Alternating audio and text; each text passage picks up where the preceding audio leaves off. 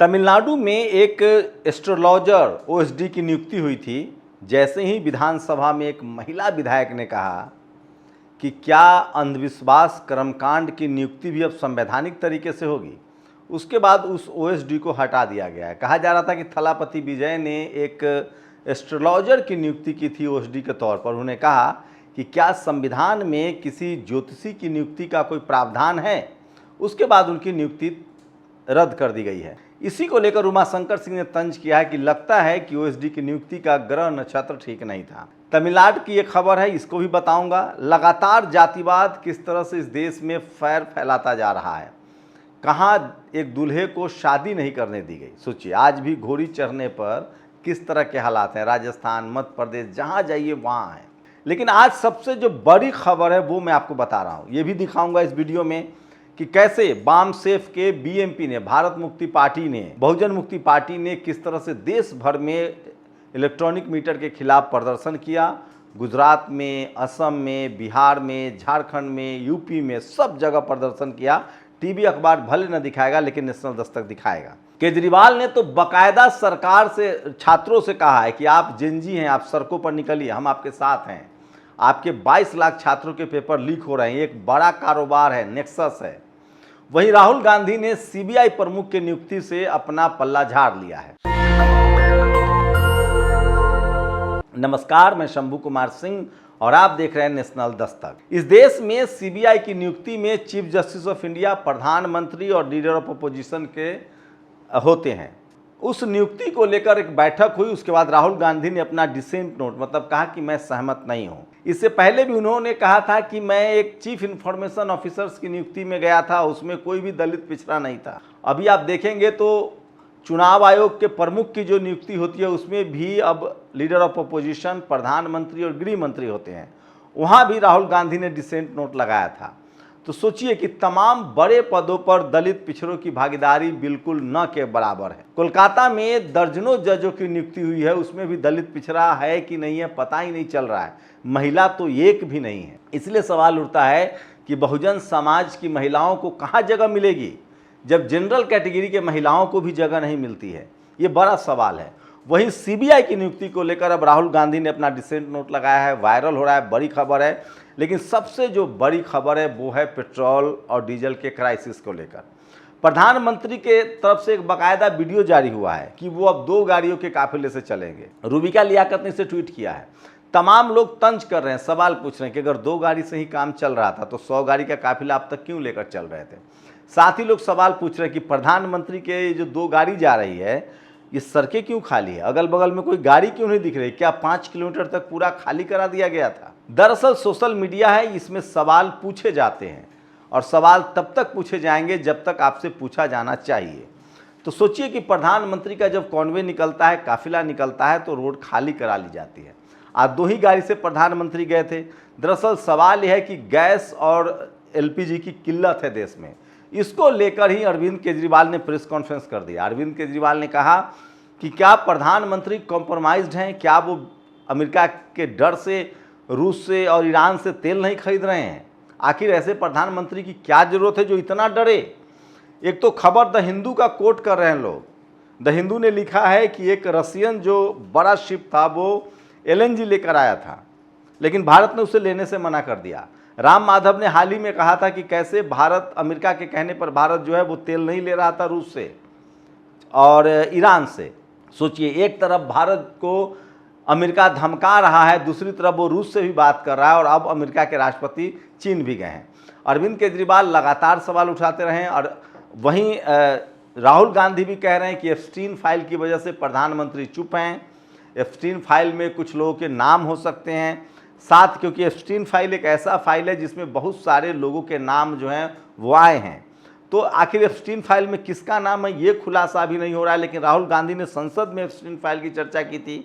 अरविंद केजरीवाल भी Epstein file की बात कर रहे हैं। दूसरी तरफ अडानी को लेकर भी दोनों कह रहे हैं कि अडानी के ऊपर चूंकि अमेरिका में केस है, उनकी गिरफ्तारी हो जाएगी, इसलिए प्रधानमंत्री अमेरिका की बात को टालते जा रहे हैं। तो ये बड़ा आरोप लग रहा है। क्या है सच्चाई अब तक सामने नहीं आ रही, मीडिया में कोई खबर नहीं चल रही है।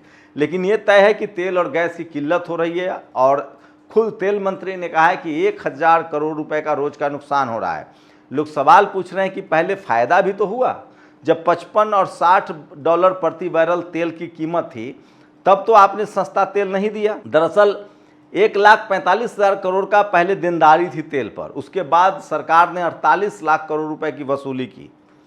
तेल की कीमतें कम हो गई, टैक्स जो है 8% से 32% हो गया, उसके बावजूद तेल की कीमतें कम नहीं हुई। वहीं रसिया से सस्ता तेल तमाम प्राइवेट प्लेयर, जो प्राइवेट कंपनियां, उन्होंने खरीदा और दुनिया भर के देशों को बेचा और लगभग मोटा माल कमाया है। लेकिन अब जब तेल की कीमतें बढ़ी है तो फिर से जनता की जेब काटी जा रही। जब तेल सस्ता था तो जनता को सस्ता तेल नहीं मिला, लेकिन जब तेल की कीमतें बढ़ेंगी तो आपको तेल की कीमत आपको चुकाना पड़ेगा। तो सवाल है कि इस देश के लोग अब क्या करेंगे। सो देख रहे हैं सोना पर जो है वो ड्यूटी, एक्साइज ड्यूटी बढ़ा दिया गया है। केरल में जो है राशनिंग कर दी गई है, एक बार में आप 200 लीटर डीजल ले सकते हैं और 5,000 का ही पेट्रोल ले सकते हैं। तो देखिए आने वाले दिनों में क्या होता है। एक बड़े उद्योगपति ने कहा है कि आने वाला दिन जो है वो बड़ा भयानक होगा। तो सोचिए कि 12 साल से प्रधानमंत्री नरेंद्र मोदी इस देश की सत्ता में है। मनमोहन सिंह तो सिर्फ 10 साल ही प्रधानमंत्री रहे थे, उस समय भी मंदी आई थी, उन्होंने बचा लिया था। इस बार प्रधानमंत्री कैसे मैनेज करेंगे ये देखने वाली बात होगी। लेकिन अरविंद केजरीवाल कह रहे हैं कि जो पेपर लीक हुआ है इससे कम से कम जेनजी को सड़कों पर आना चाहिए। 22-23 लाख छात्रों ने फॉर्म भरा था। दरअसल अब ये पेपर लीक जो है वो एक नेक्सस बन गया है, कारोबार बन गया है। सोचिए 2017 में पेपर लीक हुआ, 2019 में पेपर लीक हुआ, 2024 में पेपर लीक हुआ, 2026 में पेपर लीक हुआ। एक जोशी जी हैं जिनका नाम व्यापम में भी आया था, वही एनटीए चलाते हैं, नेशनल टेस्ट एजेंसी।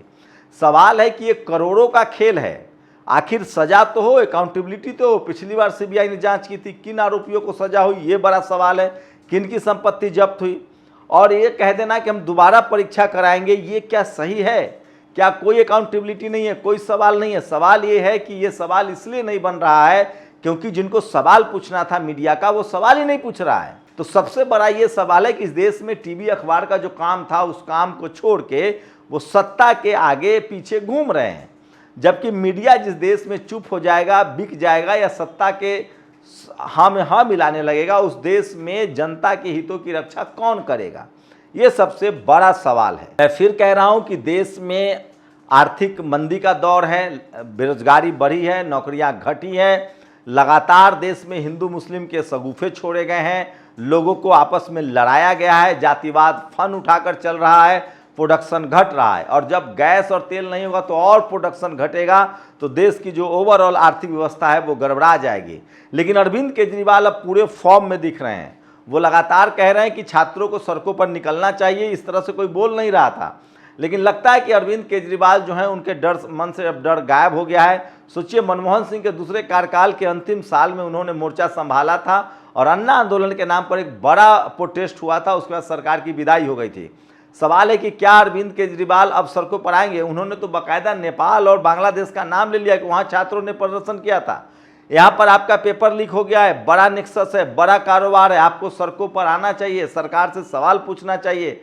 ये अरविंद केजरीवाल ने लगातार कोशिश की। एक बार जेल हो चुका है, संजय सिंह को जेल हो चुका है, उनकी पार्टी के साथ सांसद को तोड़ दिया गया है। तो अब लगता है कि अरविंद केजरीवाल ने साफ साफ मोर्चा जो है वो खोल दिया। ये सबसे बड़ी खबर है जो मैं आपको बता रहा हूँ, इसलिए मैं कह रहा हूँ सोशल मीडिया ही सच्चा मीडिया है, सोशल मीडिया ही बहुजन मीडिया है। अरविंद केजरीवाल जो है वो लगातार जनता से अपील कर रहे हैं कि सरकार के खिलाफ सड़कों पर उतरिए, देखते हैं उनके खिलाफ क्या कार्रवाई होती है। अभी तो हाल के दिनों में देखा गया कि जो भी प्रोटेस्ट ऑर्गेनाइज होता है, बिहार में छात्रों का प्रोटेस्ट हुआ था, 4 लोगों को गिरफ्तार कर लिया गया था, मजदूरों का प्रोटेस्ट हुआ, दर्जनों लोगों को गिरफ्तार कर लिया गया था। तो ये सबसे बड़ा सवाल है। वहीं देश भर में लगातार विरोध प्रदर्शन भी चल रहा है। ये बामसेफ के लोग हैं, बहुजन मुक्ति पार्टी के कार्यकर्ता हैं, जिन्होंने देश भर में लगातार विरोध प्रदर्शन किया इलेक्ट्रॉनिक मीटर लगाने के खिलाफ। तो ये कुछ लोग हैं जो अभी सड़कों पर उतर रहे हैं और ये इससे उम्मीद बनता है कि अभी लोकतंत्र है और लोग सवाल पूछ रहे हैं। सोशल मीडिया पर आएंगे तो लगातार सरकार से सवाल पूछने वाले लोग हैं, लेकिन अभी सोशल मीडिया का उतना इम्पैक्ट नहीं है। जो संस्थानिक मीडिया है, टीवी और अखबार, वो कम से कम सरकार की भाषा बोल रहे, इसलिए लोगों तक मैसेज नहीं जा रहा है। खैर, अगर लोगों तक मैसेज नहीं जाएगा तो हर्जाना भी लोगों को ही भुगतना पड़ेगा। तेल और गैस की किल्लतें होंगी या कीमतें बढ़ेंगी तो लोगों को ही तकलीफ उठानी पड़ेंगी, बेरोजगारी बढ़ेगी, नौकरी जाएगी। तमिलनाडु में लगातार सोशल जस्टिस और सामाजिक न्याय की धरती है। वहाँ पर सोचिए, 2 खबरें मैं बताना चाहता हूँ। राजकुमार भाटी ने एक कार्यक्रम में कहा कि मैं जातिगत मुहावरों के खिलाफ हूं। पहले उन्होंने SC ST OBC के वाले मुहावरे सुनाए, उसके बाद उन्होंने फिर जनरल वाले मुहावरे सुनाए और 2 मिनट का क्लिप काटकर उनको बदनाम किया जा रहा है। सच्चाई है कि वो कह रहे थे कि जातिगत जो भी मुहावरे हैं उनको खत्म करना चाहिए, और बाकायदा उन्होंने 2 मुहावरों का एग्जाम्पल दिया कि जातिगत मुहावरे जो हैं वो बड़ा खराब है। मैं फिर कह रहा हूं, आप सब जानते हैं चोरी से जाति सूचक शब्द का मुहावरा बना के लोगों ने लगातार बोलते थे, लेकिन जब बहुजन समाज के लोग जागरूक हुए, कंप्लेन कराना दर्ज हुए, तब चोरी से जुड़ा जाति सूचक मुहावरा खत्म किया गया। उसके बाद सोचिए किस तरह से इस देश में लगातार SC ST OBC के साथ जाति सूचक मुहावरे गढ़े गए हैं। उसी पर एक किताब आई थी, उसी को लेकर राजकुमार भाटी बोल रहे थे। तो चोरी वाला मुहावरा हो या घाट वाला मुहावरा हो, ये तमाम जो जाति सूचक मुहावरे हैं इसको खत्म करना चाहिए। इसी पर वो आयोजन था और इसी को लेकर राजकुमार भाटी ने कहा था कि इस तरह के मुहावरे भी हैं, ये भी बंद होने चाहिए। अब उन्हीं को लगातार डिफेम किया जा रहा है। तो चलिए, जिनके पास टीवी अखबार है वो इस पर बाकायदा बहस भी कर रहे हैं, लेकिन बहुजन समाज के पास कोई टीवी अखबार नहीं है तो आप बहस नहीं कर सकते हैं। तमिलनाडु में जो कहा गया कि जो धर्म बांटे वो धर्म खत्म होना चाहिए, सोचिए तो क्या ये सही है गलत है? आप लोग प्रतिक्रिया दीजिए। तो बाबा साहब ने भी कहा है कि मैं उस धर्म को छोड़ दूंगा जो धर्म हमें नीच समझता है। ये तो पेरियार ने भी कहा है कि मैं उस धर्म को नहीं मानूंगा जो धर्म हमें नीच समझता है या छोटा समझता है या जो इंसान इंसान में भेदभाव करता है। ये एक बड़ा सवाल है जो सोशल मीडिया पर वायरल है। वहीं थलापति विजय ने एक OSD नियुक्त किया था, जो एस्ट्रोलॉजर थे, उनको फिलहाल हटा दिया गया है। वहाँ के विधानसभा में ये बवाल कटा कि अंधविश्वास को क्यों फैलाया जा रहा है, पाखंड को क्यों फैलाया जा रहा है। तो ये तमिलनाडु है और तमिलनाडु में सोशल जस्टिस पेरियार की धरती है, वहाँ वैज्ञानिक टेम्परामेंट की बात होती है और इसीलिए तमिलनाडु जो है वो विकसित राज्यों में है। आप लोग अपनी राय जरूर दीजिए। शुक्रिया। नेशनल दस्तक की आपसे गुजारिश है कि अगर इसको बचाना चाहते हैं तो नेशनल दस्तक को सब्सक्राइब करने के लिए रेड कलर के सब्सक्राइब बटन को दबाएं, फिर बेल आइकन की घंटी दबाएं। नेशनल दस्तक को बचाने के लिए बहुत जरूरी है कि हर खबर को शेयर करें, लाइक करें, कमेंट जरूर करें।